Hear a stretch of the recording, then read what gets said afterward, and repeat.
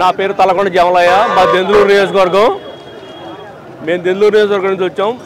వేలాది మందిగా తరలి వచ్చాం ఇక్కడికి. ఈ తాడేపల్లిగూడెం ఉమ్మడి రెండు పార్టీల మీటింగ్ కనుక ఇక్కడ అందరం కలిసి గట్టిగా ఒక సుమారు 10 లక్షల మంది జనాభా తగ్గకుండా ఈ స్టేజ్ దగ్గర కూడా వెళ్ళే పరిస్థితి లేకుండా జనం రావడం జరిగింది. ఈ జనసందోహాన్ని చూస్తే ఒక కుంభమేళ తరహాలో ఉంది. ఇది చూసి జగన్మోహన్ రెడ్డికి ఆల్రెడీ 1-2 కూడా ఆగిపోయి ఉంటాయి అతనికి. ఈ పరిస్థితి చూస్తూ ఉంటే ఈ రాబోయే రోజుల్లో పవన్ కళ్యాణ్ గారు, చంద్రబాబు నాయుడు గారు ఉమ్మడి ప్రభుత్వం అతి దగ్గరలో 50 రోజుల్లో ప్రభుత్వం ఏర్పాటు చేసే పరిస్థితి మా దగ్గరగా కనబడుతున్నట్టు మాకు అందరికీ కూడా అర్థమవుతుంది. ఈ జగన్మోహన్ రెడ్డి పరిపాలన వచ్చినప్పటి నుంచి విధ్వంసం తప్ప ఒక్క కట్టడం కానీ ఒక అభివృద్ధి పథకం కానీ ఏమీ లేదు. రాజధానిని సర్వనాశనం చేసిన వ్యక్తి ఈ జగన్మోహన్ రెడ్డి. ఆదాయ వనరులు లేకుండా ఏదో 13,000, 18,000, 10,000 ఇదే తప్ప ఈ రాష్ట్రంలో ఇతను చేసిన అభివృద్ధి అంటూ ఏమీ లేదు.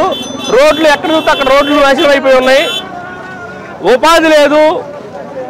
అసలు అన్ని రంగాలుగా ఈ రాష్ట్రాన్ని పూర్తిగా విధ్వంసం చేసిన ఒకే ఒక వ్యక్తి జగన్మోహన్ రెడ్డి. తన తండ్రి ప్రభుత్వం చూసాం రాజశేఖర రెడ్డిది. ఆయన రైతుగా ఉపయోగపడ్డాడు, ప్రజలకు ఉపయోగపడ్డాడు, పరిపాలన బాగుంది. అలాగే ఇతను కూడా చేస్తారని చెప్పి అదే ప్రజలంతా కూడా అవకాశం ఇస్తే ఒక ఛాన్స్ అంటే ఆ ఒక ఛాన్స్ని అడ్డం పెట్టుకుని రాష్ట్రాన్ని తిరోగమనం పాలు చేసి ఈ రాష్ట్రాన్ని 3 ముక్కలాట చేసి ఉపయోగం లేకుండా ఈ రాష్ట్రాన్ని సర్వనాశనం చేసిన ఒకే ఒక వ్యక్తి జగన్మోహన్ రెడ్డి ప్రభుత్వం. మీ ప్రభుత్వం 175 అనే ఒకే ఒక మాట నువ్వు మాట్లాడావు, అదే నీ పత్రం. నువ్వు ఎప్పుడైతే ప్రజావేదికను కూల్చావో ఆ రోజే నీ ప్రభుత్వం పోయింది. నీకు అభద్రతా భావంతో బతుకుతున్న ఒకే ఒక వ్యక్తి జగన్మోహన్ రెడ్డి. అసలు నీ భద్రతకే అభద్రతా భావంతో ఉన్నావు. మీ చిన్నాన్ని నరికింది ఎవరో, ఏ కారణం చేత నరికిచ్చావు? నీవే చంపేసి చంద్రబాబు నాయుడు మీద పెట్టావు. కోడి కత్తి అంతే. ప్రతిదీ కూడా మోసంతో కూడిన వ్యక్తి నువ్వు. నీ మాయ మాటలు, నీ మోసం మాటలు చెల్లిపోయినాయి. ఈ రోజున జనానికి నిజాలు తెలిసినాయి. నీ పతనం స్టార్ట్ అయింది. నువ్వు అతి త్వరలో ఇక నీ ప్యాలెస్లో నుంచి బయటకు వచ్చే పరిస్థితి ఉండదు. ఇది గుర్తుంచుకోవాలి. ఉమ్మడి జనసేన తెలుగుదేశం పార్టీ కార్యకర్తలు అందరూ కూడా నేను తరిమి కొడడానికి సిద్ధంగా ఉన్నారు.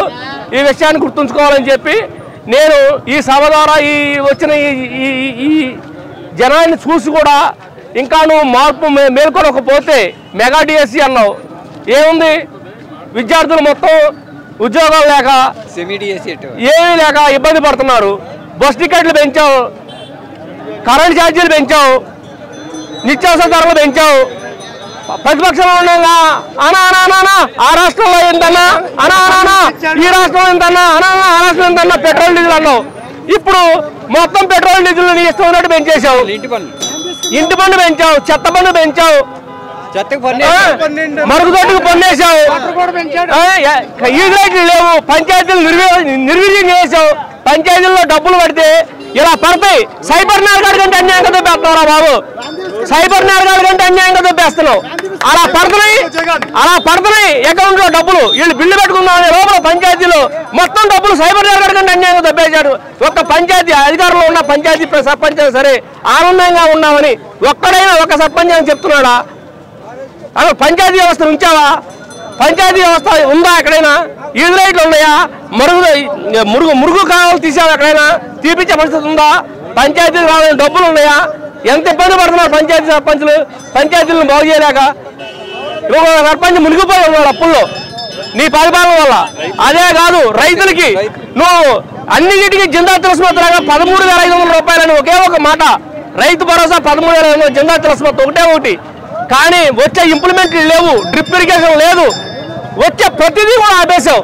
ఏమొస్తున్నాయి ఈ రోజున? కొనుగోలు కూడా ఏమున్నాయి? ఈ వరకు సూక్ష్మ ఎరువులని రకరకాలు ఉండేవి. జింక్ అని, ముర్జింక్ అని, బోరాన్ అని, మెగ్నీషియం అని ఏంటి ఇచ్చేవాళ్ళు. నీ ప్రభుత్వం వచ్చాక ఏ రైతుకైనా మెగ్నీషియం కానీ, బోరాన్ కానీ ఇటువంటి ఏమైనా ఇచ్చావా? సూక్ష్మ ఎరువులు ఏమైనా ఇచ్చావా? రాయితీ ఎరువులు ఏమైనా ఇచ్చావా? పురుగు మందులు ఏమైనా ఇచ్చావా? ఏమి ఇచ్చావు? ట్రాక్టర్లు కానీ, కల్టివేటర్లు కానీ, డిస్కులు కానీ, రోటోవేటర్లు కానీ, ట్రక్కులు కానీ ఇట్లాంటి ఎన్ని సబ్సిడీలు ఇచ్చేవాళ్ళు ఎవరికి రైతులకి. నువ్వేం చేసావు రైతులకి? 5 రూపాయలు డీడీ కడితే చంద్రబాబు నాయుడు 1996 ముఖ్యమంత్రి అయిన తర్వాత అప్లైన్లో 5 రూపాయలు డీడీకి కరెంట్ సర్వీస్ ఇచ్చారు. 5 రూపాయలు కరెంట్ సర్వీస్ ఇస్తే ఆ సర్వీసుల వల్ల పామాయిలు, కోకో తోటలు పండించుకున్న రైతులకైనా ఒకసారి మీరే ఆలోచించండి రైతులు. ఆ రోజు చంద్రబాబు నాయుడు 10 రూపాయలు డీడీ ఇస్తేనే, డీడీతో కరెంట్ మీకు ఇస్తేనే ఈ రోజు అప్లైన్లో మొక్కలు పెంచుకుని పామాయిలు కోకో తోటలు పెరిగినాయి అంటే చంద్రబాబు నాయుడు అప్లైన్లో ఆ రోజు 10 రూపాయలు డీడీ కరెంట్ ఇవ్వడం వల్లే. రైతులు కూడా మీరు అందరూ గుర్తుంచుకోవాలి ఈ విషయాన్ని. ఇది ఒకటే కాదు, ఏ వ్యవస్థలోనైనా సరే కాంట్రాక్టర్లకు ఇప్పటికైనా ఏ కాంట్రాక్టర్కైనా బిల్లు ఇచ్చావా? ఒక కాంట్రాక్టర్కైనా బిల్లు ఇచ్చావా? కనీసం నువ్వు పెట్టిన ఈ గ్రామాల్లో కడుతున్నావు కదా, ఏంటి గ్రామ సచివాలయం అని, లేకపోతే వెల్నెస్ సెంటర్లు అని, వీటికైనా బిల్లు ఇచ్చావా? కనీసం దేనికైనా ఆ కాంట్రాక్టర్లు అయినా బతుకుతారా? వాళ్ళని ఇబ్బందులు పెడుతున్నావు. ఏముందా అసలు ఈ ప్రభుత్వంలో? 0 తప్ప 10,000, 13,000, 18,000. ఇదేనా ఈ ప్రభుత్వం? ఇదేనా నీ పరిపాలన? దేనిగా నువ్వు అసలు ఇంట్లో నుంచి ఏమైనా బయటకు వస్తున్నావా? నువ్వు బయటకు రావాలంటే రోడ్డు మీద ఉన్న చెట్లు మొత్తం నరకాలా, నీ చుట్టూ పరదాలు కట్టాలా? దేనికి ముఖ్యమంత్రి నువ్వు? దేనికి భారీ గేట్లు పెట్టాలి? మమ్మల్ని అందరూ అవసరం చేయాలా? మేమందరూ ఇళ్ళలో కూర్చోవాలా, నువ్వు రావాలా? ప్రతిపక్షాన్ని గౌరవించలేని అధికార పక్షం నువ్వు దేనిగా? 151 నీకు 151 దేనికి? ప్రతిపక్షాన్ని గౌరవించలేని అధికార పక్షం మనలయా నీది? అసలు నువ్వు మనలేవు. నీకు ఎక్కడి నుంచి వస్తుందయా? రాజధాని బ్రహ్మాండమైన రాజధాని, 36,000 ఎకరం భూమి, 36,000 ఎకరం భూమిని సేకరించి ఒకే ఒక మ్యాన్, సింగిల్ మ్యాన్ గా, 1 మ్యాన్ ఆర్మీగా చంద్రబాబు 36,000 ఎకరం తీసుకుని నీకు అప్పచెప్తే ఆ రోడ్లు మొత్తం ధ్వంసం చేస్తావా? ఆ రోడ్లు మొత్తం మెట్టెత్తిపోతావా? తోరలో ఇనుమలు కోసుకుపోతుంది. నీ నిఘా వ్యవస్థ ఎక్కడుందయా? నీ పోలీస్ వ్యవస్థ ఎక్కడుందయా? ప్రజావేదికను కూల్చేసావు. నువ్వు ఏం ముఖ్యమంత్రివయ్యా? నువ్వు ముఖ్యమంత్రివా? నువ్వు ఈ రాష్ట్రాన్ని కాపాడేవాడువా? విధ్వంసకుడువయ్యా? నువ్వు ధ్వంసం చేసేవాడివి. నువ్వు ముఖ్యమంత్రి ఏందయ్యా? ఏముందా ఈ రాష్ట్రంలో? రౌడీజం తప్ప, మద్యానికి బాన్సులు చేయడం తప్ప, 60 రూపాయలు ఉండే క్వార్టర్ని, 60 రూపాయలు ఉండే క్వార్టర్ బాటిల్ని 130 రూపాయలు, 150 రూపాయలు సీజన్ బట్టి అమ్మేశావు.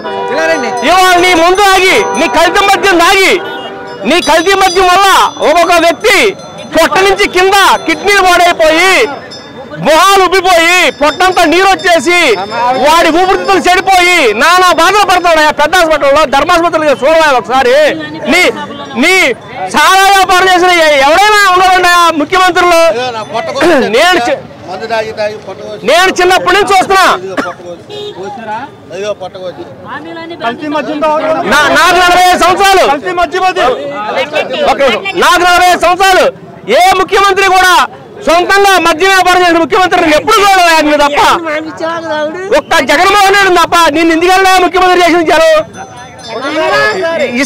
ఇసుక వల్ల ఎంతమంది భవన కార్మికులు ఇబ్బంది పడ్డారయ్యా? కరోనా టైంలో 1,00,000 అంట. ఎంతమంది ఉసురు నీకు తగులుద్ది? ఎంతమంది ఉసురు పోసుకుంటున్నావు? ఎంతమంది తాడు దిగిపోయి కల్తీ మద్యం వల్ల? ఆ ఉసురు అంతా నీకేనయ్యా? నీ కల్తీ మద్యం వల్ల 130 రూపాయలయా క్వార్టర్ బాటిల్, 250 రూపాయలు క్వార్టర్ బాటిల్. ఇదివరకు 60 రూపాయలకి, 80 రూపాయలు వరకే మద్యం. అది మంచి బ్రాండ్లు ఉన్నాయి ఎవరికి. ఏముందా నీ ప్రభుత్వం వచ్చాక? సగటు మనిషి సర్వనాశనం అయిపోవడం తప్ప